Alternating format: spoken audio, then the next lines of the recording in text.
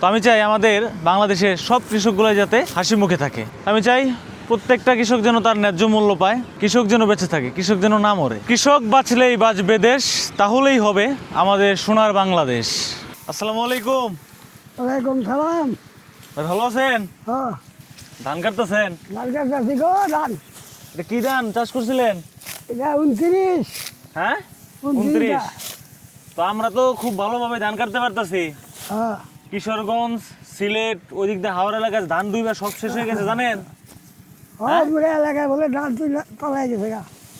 কিশোরগঞ্জে তো প্রায় 15,000 হেক্টর জমি দুইবার শেষ, জানেন কি?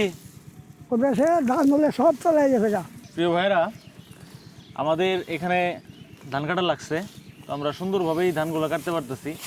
হ্যাঁ, আমাদের এখানে এখনো আগরে নাই কোনো বান ধান নাই, ফাইনভাবে ধান কাটতেছি। হ্যাঁ হ্যাঁ, কিন্তু দুঃখজনক বিষয় হলো যে এই যে সিলেট, কিশোরগঞ্জ, হাওড় এলাকায় এত পরিমাণ কৃষকের ক্ষতি হয়েছে, কৃষকের খুব ক্ষতি হয়েছে। আর্তনাদ, চিৎকার, এগুলো শুনলে আর ভালো লাগে না, মানে বুকের ভেতর হাহাকার করে। কারণ দেখেন, এই যে কৃষক, তার প্রেম থাকে ফসলের সাথে, বন্ধুত্ব থাকে ফসলের সাথে, তার এত কষ্ট করে সে ফসল চাষ করে, ফসল ফলায়, সেই ফসল যদি ঘরে না নিয়ে যেতে পারে, তার ফসল যদি নষ্ট হয়ে যায়, একজন কৃষকই বুঝে তার ভিতরে কতটুকু বেদনা বয়ে যাচ্ছে। তো এই যে দেখেন, আমরা কত সুন্দরভাবে হাসি মুখে ধানগুলো ঘরে নিয়ে যাব, কিন্তু সিলেটের এবং কিশোরগঞ্জের ভাইদের জন্য অনেক সমবেদনা।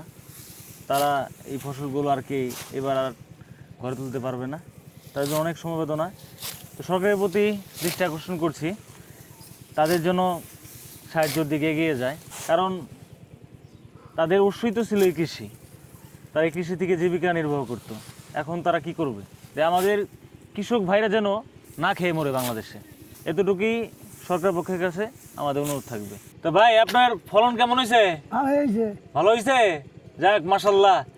এটা তো ধান 29 ধান, তাই না? হ্যাঁ, হ্যাঁ, হ্যাঁ, হ্যাঁ। 29 ধানের চাল, ভালো চাল তো, চাল ভালো ভালো লাগে লাগে। খাইতে।